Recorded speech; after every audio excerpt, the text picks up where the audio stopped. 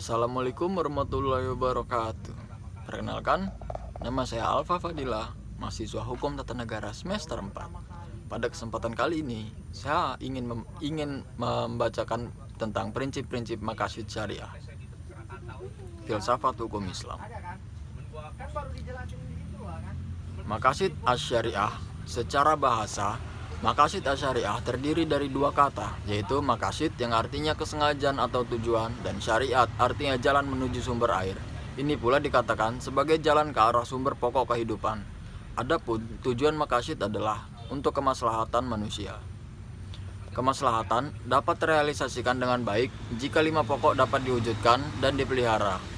5 hal tersebut antara lain agama, jiwa, keturunan, akal, dan harta.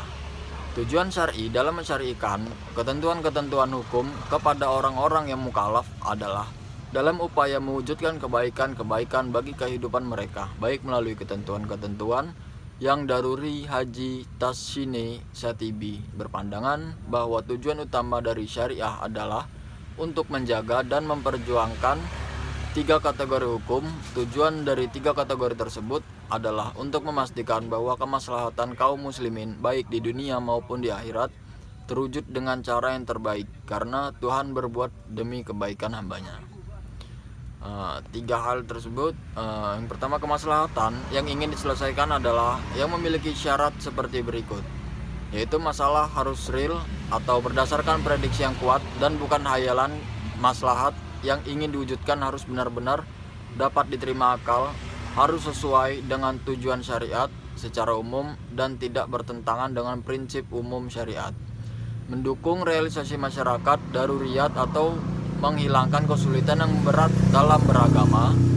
Adapun manfaat mempelajari maqasid asy-syariah ialah sebagai berikut. Yang pertama, mengungkapkan tujuan, alasan, dan hikmah tasyri' baik yang umum maupun khusus, menegaskan karakteristik Islam yang sesuai dengan tiap zaman, membantu ulama berijtihad dalam bingkai tujuan syariat Islam, mempersempit perselisihan dan taksub di antara pengikut mazhab fikih. Pelengkap maqasid asy-syariah. Yang pertama, pelengkap maqasid ad-daruriyat, ketika Tuhan mensyariatkan salat untuk menegakkan dan memelihara unsur agama syar'i, memerintahkan agar sholat itu dikumandangkan dengan azan sesudah masuk waktu dan dikerjakan dengan berjamaah sebagai kelengkapannya. Pelengkap maqasid asy-syariah.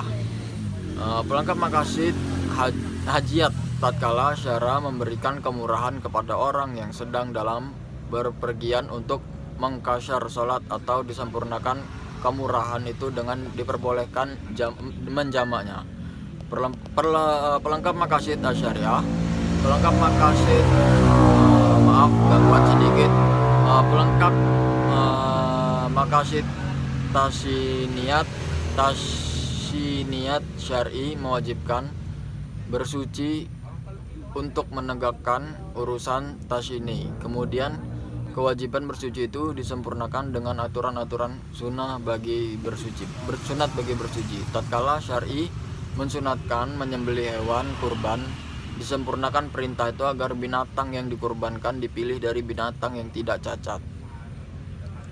Perantara maqasid asy-syariah, sebagaimana dijelaskan dengan berulang kali bahwa tujuan hukum perundang-undangan ialah untuk mewujudkan kemaslahatan dan menolak kemudaratan bagi manusia. Maksud tersebut dapat terwujud karena perintah dan kewajiban syariat dilaksanakan dengan sebaik-baiknya dan dijauhi segala larangannya. Pengetahuan dan pemahaman yang benar mengenai sebab-sebab perintah itu dikeluarkan menjadi pendukung utama untuk mentaati perintah syariat, karena sebab-sebab syariat dikeluarkan selalu mengikuti status hukum musababnya. Artinya, jika status hukum musababnya adalah wajib, maka wajib pula hukum sebab yang terjadi perantaranya. Tak ada bedanya dengan perintah-perintah syariat, larangan-larangannya, dan mempunyai perantara-perantara yang mengantar pada perbuatan itu terlarang. Tidak logis apabila suatu perbuatan itu dilarang, sedang perantaranya diperbolehkan. Oleh karena itu, perantara atau wasilah dari suatu larangan yang kuat seharusnya lah mengikuti status hukum yang diperantarai, yakni terlarang juga.